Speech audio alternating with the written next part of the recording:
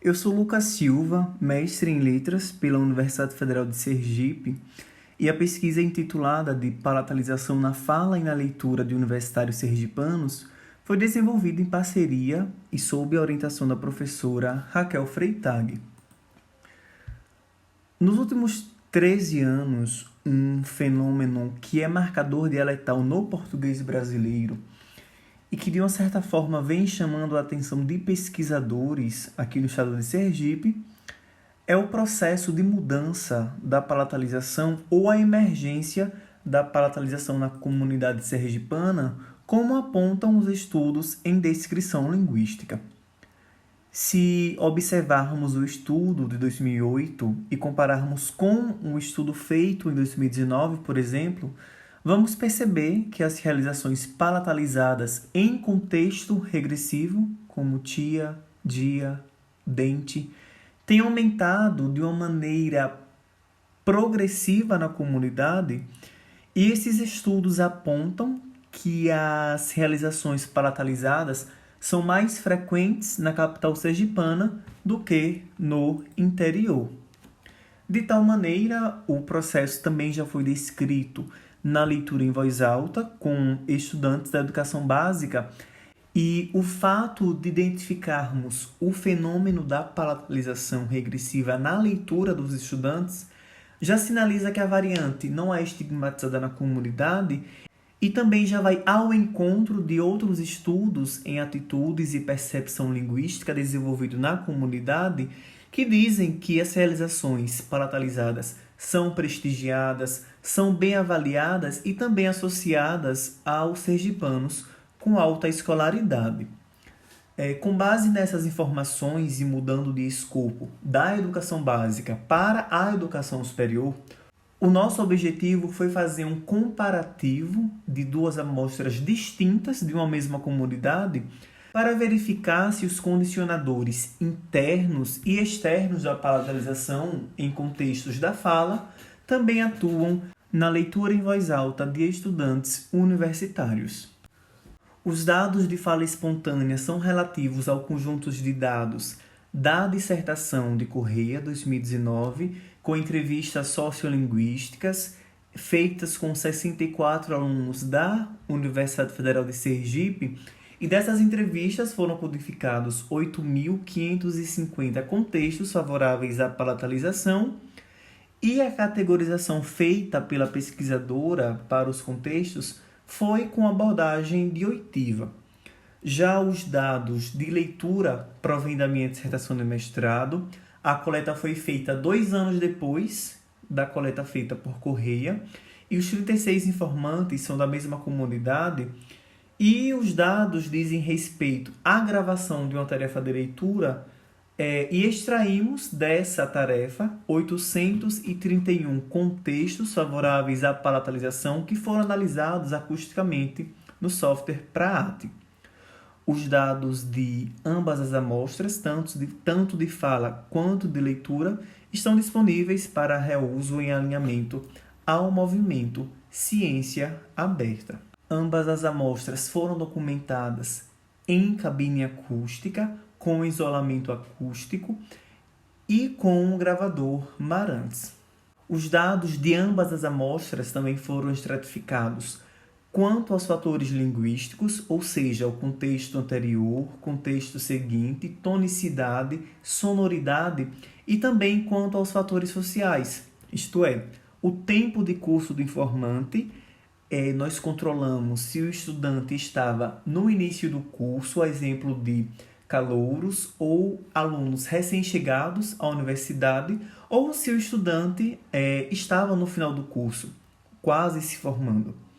De tal maneira, nós também controlamos os deslocamentos geográficos dos estudantes em 3 níveis, ou em 3 deslocamentos. O deslocamento 1 é composto por estudantes que residem na Grande Aracaju, na região metropolitana. O deslocamento 2 é composto por estudantes que residem no interior do estado de Sergipe, nascidos e criados, e que fazem ou faziam antes da pandemia um movimento pendular diário para a universidade, ou seja, eles iam para a universidade e depois retornavam para os seus interiores. e o deslocamento 3, composto por estudantes nascidos e criados no interior do estado, mas que moram na Grande Aracaju por conta da universidade. Para realizar a comparação dos efeitos condicionantes, nós calculamos a taxa de realização da variável dependente, ou seja, a taxa de realização da palatalização por falante, na fala espontânea e na leitura em voz alta, e para isso, para saber se há diferença estatisticamente significativa, nós utilizamos o teste de Wilcoxon para amostras não pareadas. Em relação aos fatores sociais, quando nós consideramos os deslocamentos dos estudantes, percebemos que não há uma diferença estatisticamente significativa entre a taxa média de palatalização na leitura em voz alta e na fala espontânea. No entanto, os estudantes do deslocamento 1, ou seja, os estudantes da capital sergipana, e os estudantes do deslocamento 2, aqueles que fazem o movimento pendular diário para a universidade, esses estudantes do deslocamento 1 e 2 fazem maior uso das variantes palatalizadas, tanto na fala quanto na leitura.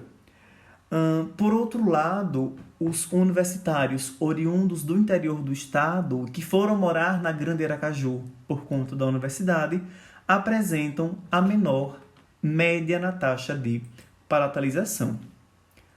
Quanto ao tempo do curso, mesmo não havendo diferença estatisticamente significativa, pelos valores das médias na taxa de ocorrência da palatalização, nós podemos inferir que os universitários do início do curso, ou seja, os calouros, são os que fazem maior uso das realizações palatalizadas. E esse resultado pode estar associado tanto a uma consciência sociolinguística na tarefa de leitura, ou a inserção e a integração dos calouros e dos estudantes recém-chegados à UFES ao ambiente acadêmico, ao ambiente da própria universidade. Ou seja, esses estudantes assumem novas experiências linguísticas, e o que envolve as realizações palatalizadas, que são socialmente bem avaliadas